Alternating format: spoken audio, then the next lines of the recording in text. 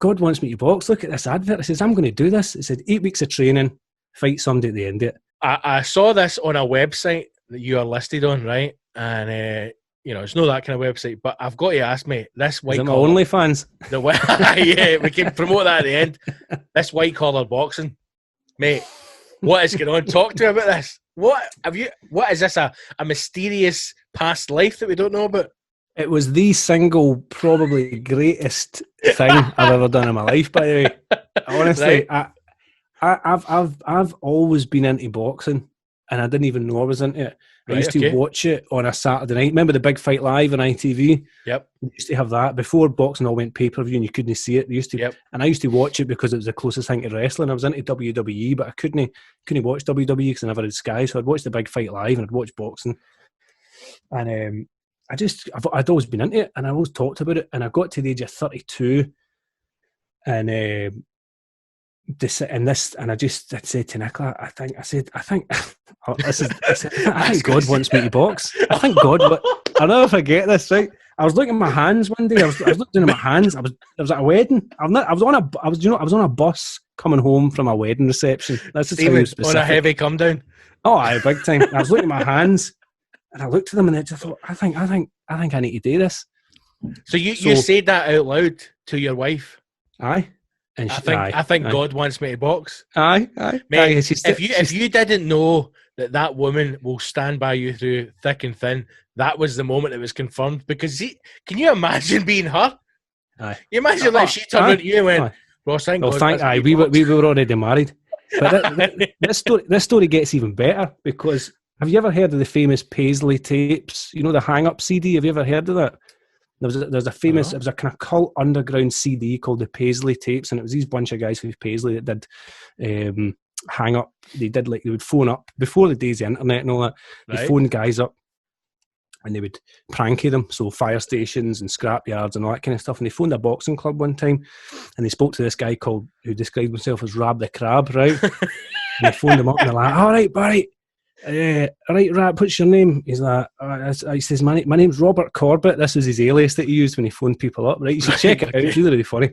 Robert Corbett. And Rab the Crab's like, "Right, what do you want, Robert?" And he says, "Right, I want to learn to get in a bit of the boxing." He says, "You know what I mean? But I don't want to, I says, I know what you're like with your shiny shorts and your Vaseline and your communal showers. You know what I mean? I don't want to get into a bit of that, but I just want to learn to batter." And this guy, Rab the Crab, on the other end, it's a proper prank. And so they're taking the piss, and he's like, "All right, son, just get your body down here and I'll teach you how to fight, blah, blah, blah." So this was really famous for me and my pals, this hang-up CD, the Paisley tapes. Turns out that guy was a trained world champion boxer. He's a guy called Rab Bannon. Wow.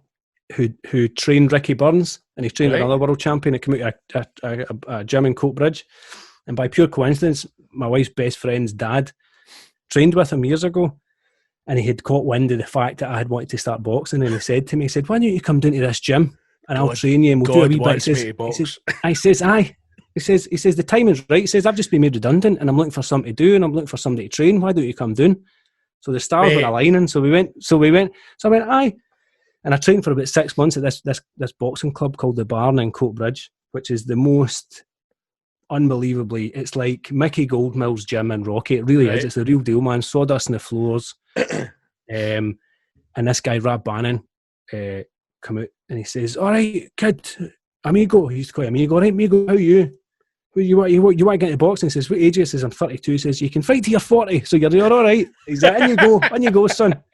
And he put me into sparring with all his best amateurs now, and he beat the shit out of me. Do you know what I mean? Right, okay. And after 6 months, this organisation called the White Collar Ultimate White Collar Boxing. Right. I'd seen an advert and it said, "Raise money for charity, for any charity." My dad died of cancer about 12 years ago now, and I was looking for kind of something. So this was 5-6 years ago or something like that. And I said, "Nicola, God wants me to box. Look at this advert." I says, "I'm going to do this." It said 8 weeks of training, fight somebody at the end of it. So we all trained. So I signed up for it, and I'd been training at the Barn as well. And it turns out, after all this time, the Rab Bannon that trained me trained Ricky Burns, the world champion, right? He put me in sparring, taught me all his tricks. He was the guy from the hang-up CD, from the Paisley tapes. He was Rab the Crab, and I didn't know this until. So he was the same Rab the Crab. and he's been nominated for the Unsung Hero Award. He was on the BBC Sports Personality of the Year and all that kind of stuff. Just an amazing guy. Jesus Christ. Passed away during lockdown, and we couldn't. My God. And he was that kind of guy. I couldn't even get to his funeral, man. It was heartbreaking, you know. But my boxing career was that one fight against a guy called Peter, who was mental in training, man. He liked to beat the crap out of the sparring, man. They put me in against him, and I won. And it was the greatest thing I've ever done in my life, man. It was the greatest experience. And for me, it was all about winning, man. I had to win. Do you know what I mean? Yeah. I had to win it. Everybody else was all about, teamwork, camaraderie, and raising money for charity and all that. And I'm going to murder this guy. I had to win, man. I had to win. And I was against the ropes in the first 30 seconds, and he's trying to knock my head off, man. And I heard my mum screaming. And I went, this isn't happening, man. This is not going down like this. So I just started ducking and weaving, and I caught me a couple of shots, man. And I thought, I've got you. But it's the most tiring. It's tiring, man. And I was pretty fit when I did it, but it's hard going, man. Mate, it's what easy. What an achievement as well. Even just to the fact just to have that in your mind, and then for everything kind of to fall into place with that opportunity for the white collar boxing. But then it was amazing, man. To see it through as well, though. Aye, and I've kept it going. I still train. I've not done much sparring since then, but I still train. There's a wee boxing club up the road that I go to, and obviously you can't do much now because you can't do like pads and stuff like that because of proximity. But I still train, and I still go to the boxing club, and it's brilliant. I'm probably a better boxer now than I was when I actually had my fight, but I've not had a fight since. I don't understand how we have allowed Mal just to take the piss at live shows when I've got a caged fighter standing here. You should be stepping in and ratting off. Mate, see a couple of years ago, me and my mate Jim went to, so I met through stand-up, I met an amazing guy, Bernie Hammersley, his name is a boxing coach as well, runs a gym in Glasgow. And we went along and did a bit of boxing training just to keep fit. I mean, what one is it? What gym is it? It's his own gym. It's down. It's near. I want to say, I don't even know what bit of Glasgow that is. It's pretty much like as soon as you come through the Clyde Tunnel. Yeah. Would it be White Inch? Would that be the part of it? It's called. Right. It's just right there. But amazing big guy and big stand-up fan. Got to know me well. Got to know Jim well. Both of us went along, and. So we're doing just bag work, right? Pads and just kind of general circuits fitness, just try to keep fit. Yeah. So we're in the ring and we're doing combinations and whatnot. And then Jim, right, would say, you know,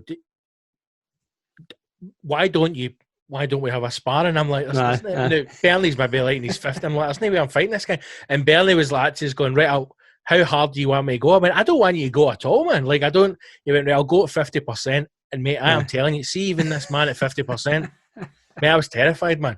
Like, I didn't know where it was coming from. I just couldn't. And then in your head, you're trying to think, right, all the wee combinations you're doing, it's out the window. And he was saying, like, the hardest thing for them when they get young boys in is training them, like, when they get hit, not to react, like, to lose keep going forward. Aye. I mean, because your first thing is to cover up, and he goes, training them into that when you take a punch or whatever, that you just almost brush off and just keep going. No, that's what I did. I made the cardinal sin in my fight. It's on YouTube, actually. You can actually. There was a corner cam on YouTube, and I've watched it back. It's terrible. But my first 30 seconds, I went like that, and that's the worst thing you could do. And the boy just being was bashing the back of my head and all that, and my arse was actually out the ropes, and I heard my mum screaming. My mum was there, like, she's in the front row, probably covered in blood, man. And I was like, "This isn't happening, man. This is not happening. This, no way, man."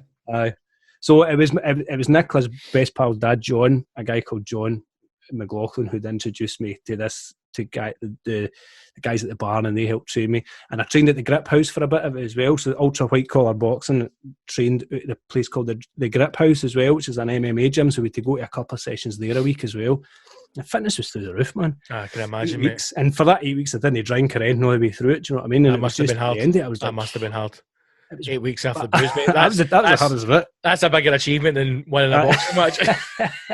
But it was the great. I'll never forget. See, after I won the fight, I finished and I was alone, and I went up. We had a room in the hotels in Normandy Hotel in Paisley before. Yeah. And I went in, I was in the shower, and I carried on, and it was all over. It was all finished.